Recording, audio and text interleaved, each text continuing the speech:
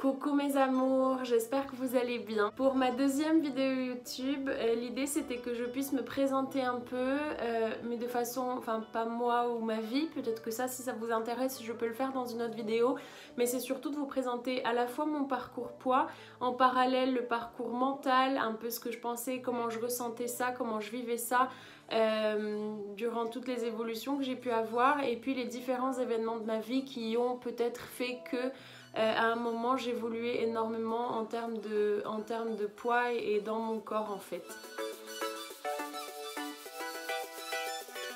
De mes 15 ans à mes 18 ans, je faisais entre 75 et 78 kg à peu près, pour 1m72 à peu près. J'étais pas grosse mais j'étais pas mince non plus. J'ai certainement dû subir des railleries de la part de ma famille, de la part de copains de lycée, de collège. D'ailleurs j'étais pas très copain à ce moment-là et copine. J'étais plutôt assez isolée comme enfant, voilà.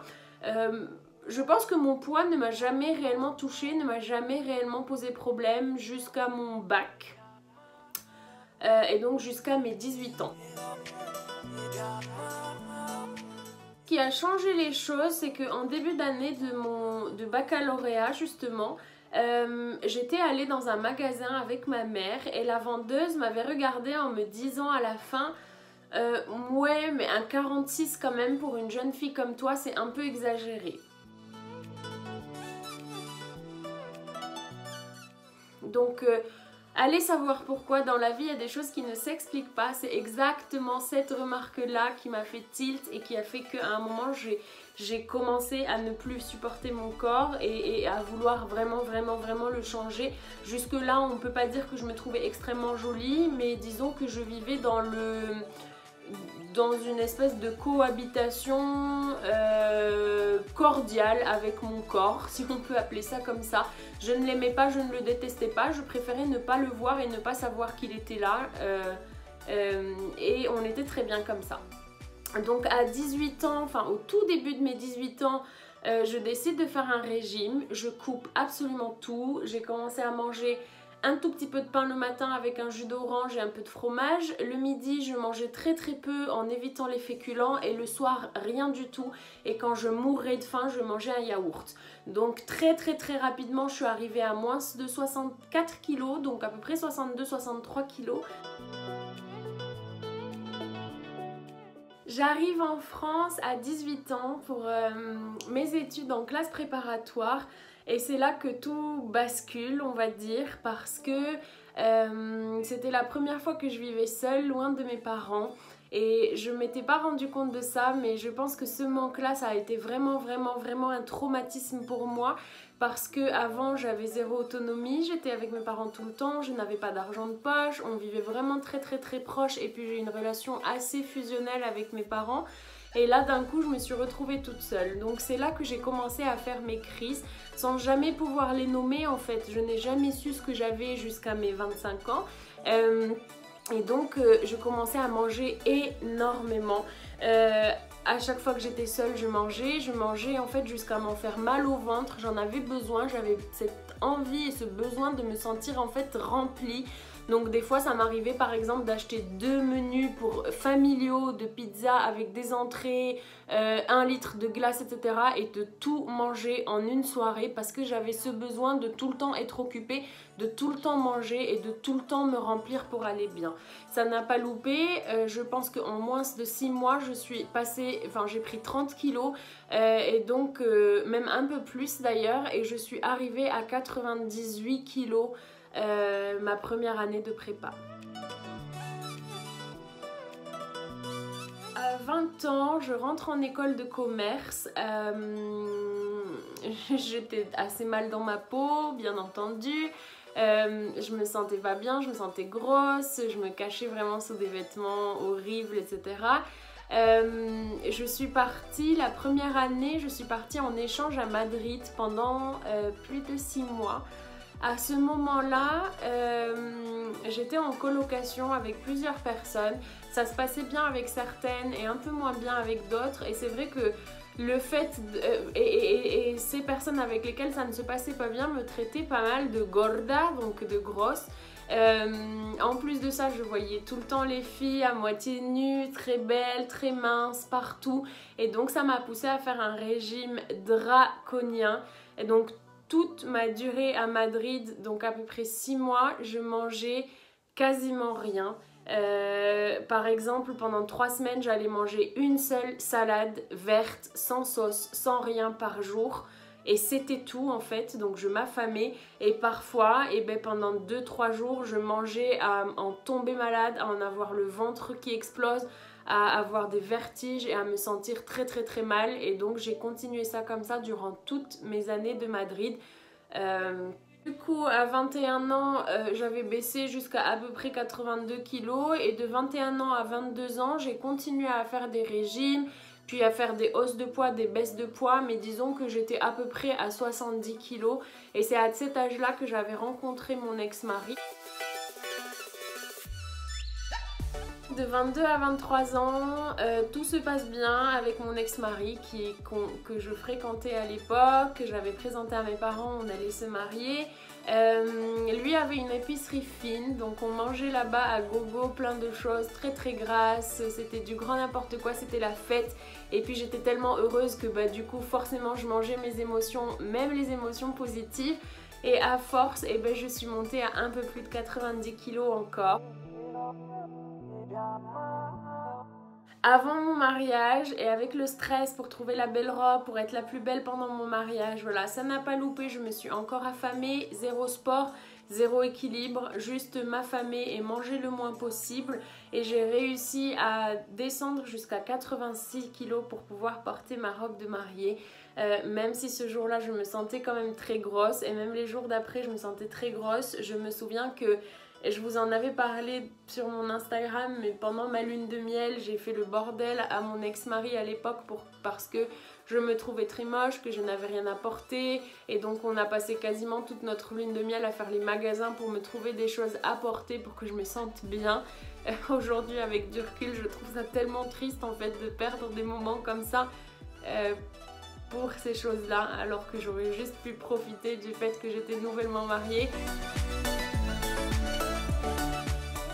Après le mariage, donc de 23 ans à 25 ans, j'ai commencé à prendre énormément de poids parce que justement il n'y avait plus cet objectif de rentrer dans une robe de mariée. Puis on commençait à rentrer dans une petite routine de mariée. On a eu pas mal de soucis, notamment des soucis financiers. Moi je commençais un nouveau travail, donc beaucoup de choses. Donc beaucoup de raisons pour manger n'importe comment, manger beaucoup, faire des crises. Je suis montée jusqu'à 110 kilos juste après mon mariage. Et là, c'était vraiment l'enfer sur terre que j'ai vécu, que j'ai fait vivre à mon ex-mari. C'était vraiment du grand n'importe quoi. Je me sentais très mal dans ma peau, je refusais de sortir, je refusais de voir des gens. J'étais très jalouse vis-à-vis de mon ex-mari. C'était n'importe quoi. De 25 à 26 ans, le déclic, même si je n'aime pas parler de ce mot déclic, mais on pourra en parler dans une vidéo un peu différente parce que là ça va faire très long sinon. Et donc là j'ai commencé à regarder des blogs de femmes rondes, j'ai commencé à lire des articles sur des femmes rondes, je les trouvais belles, je les trouvais féminines, elles réussissaient dans leur vie, elles avaient une vie épanouie.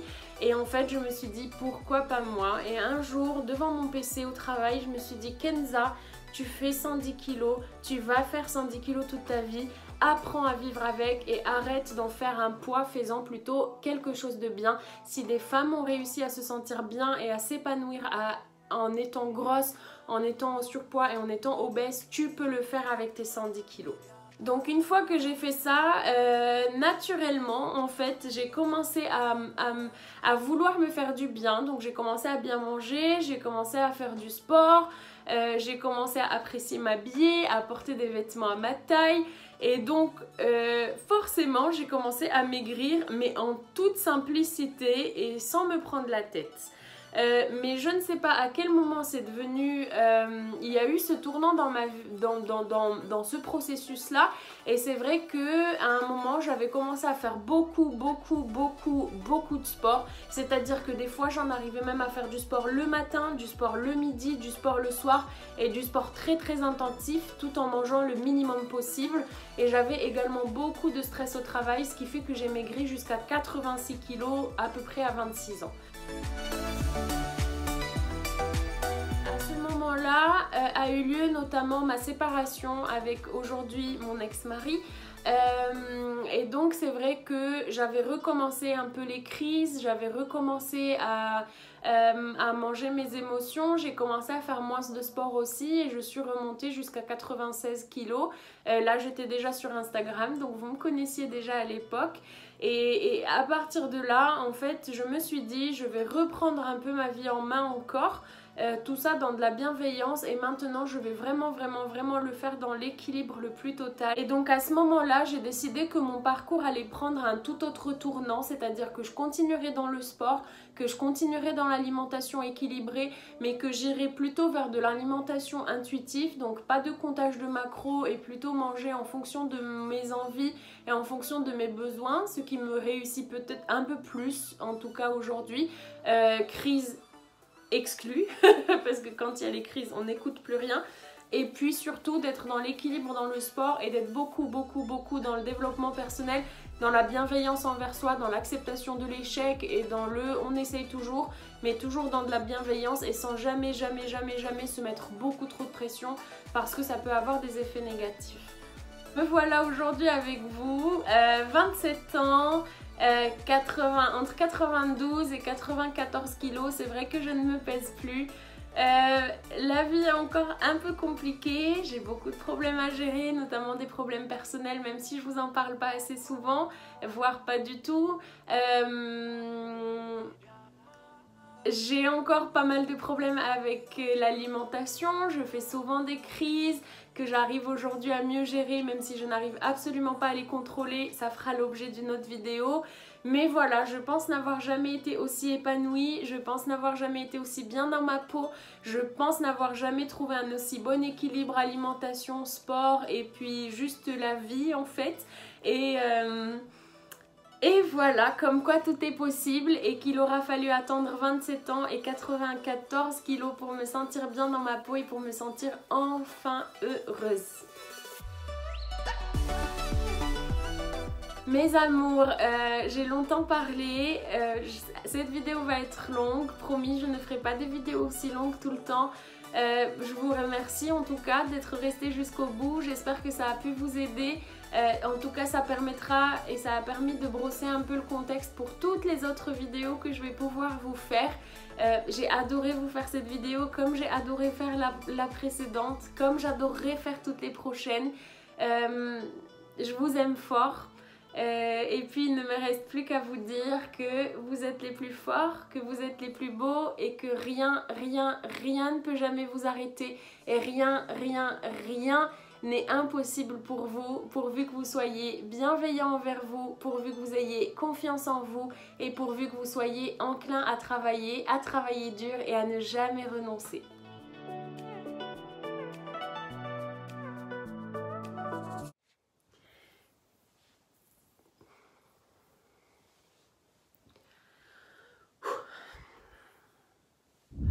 Vous avez su me soutenir, me tirer vers l'avant.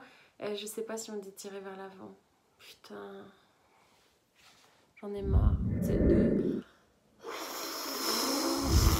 Donc à 18 ans, c'est une blague. Tu viens faire un câlino? Regardez-moi ça. Regardez-moi cette poupette. Elle est blessée de partout sur la figure parce qu'elle se bat avec tout le monde. Et mon œil. Ensuite, à 18 ans, Mais t'es sérieux? Je filme là! Qu'est-ce qu'il y a? Je sais que t'as envie... Regardez comment il est dégueulasse. Regardez-moi ça. Ça, c'est pas sa couleur, ça. Il est blanc, normalement. Donc, une fois que j'ai fait ça...